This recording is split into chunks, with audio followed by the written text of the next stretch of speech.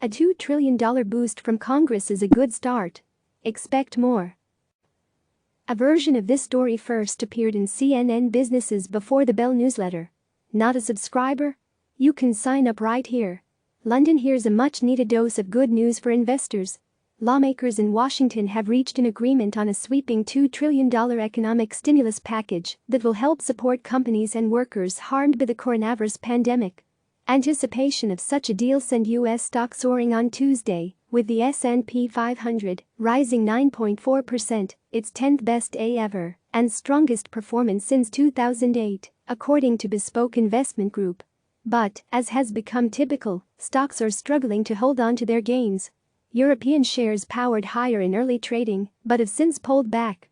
Goldman Sachs told clients Tuesday that the swift and large global policy response could help steady markets, but commitments may need to get even bigger before that happens.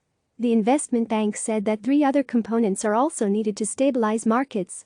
A sign the infection rate is peaking, an indication the economic downturn may be slowing, and cheap valuations.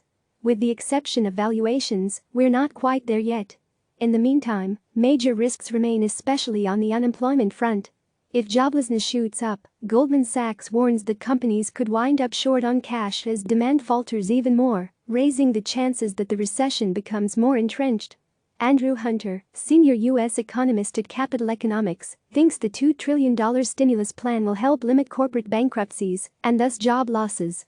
But the research firm still sees the unemployment rate in the country soaring above 10% and the economy contracting at an annual rate of as much as 40% between April and June. Capital Economics also thinks that the U.S. government will need to add to its $2 trillion efforts down the line.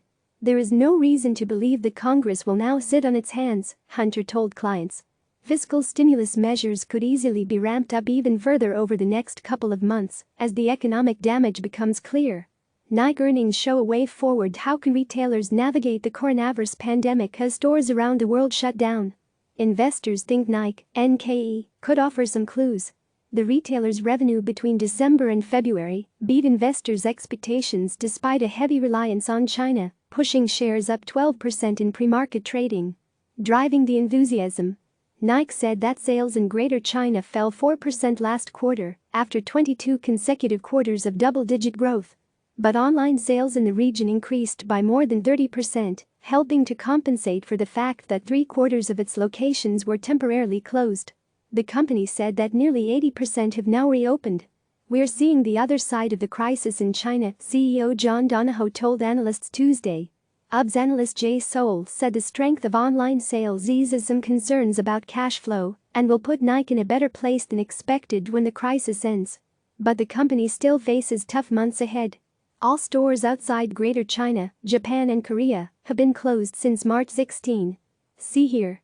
Retailers will soon need to start offering huge discounts on spring clothing in an attempt to clear out inventory, my CNN business colleague Nathaniel Mayerson reports.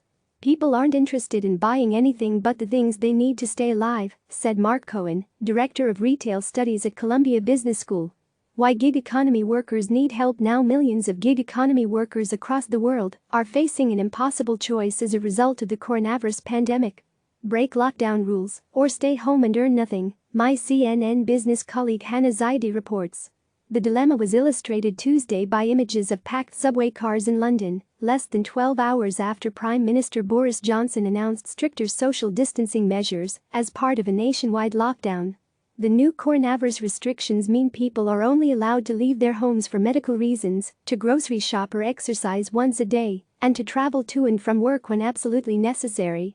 But lockdowns won't be effective if individuals who cannot work from home continue reporting to job sites, because not doing so would deprive them of income. Many of those traveling to work today work in the gig economy or are freelancers, London Mayor Sadiq Khan said Tuesday on Twitter. A proper package of support for these workers would alleviate this situation. Up next, the chipmaker Micron, MICR, reports results after U.S. markets close.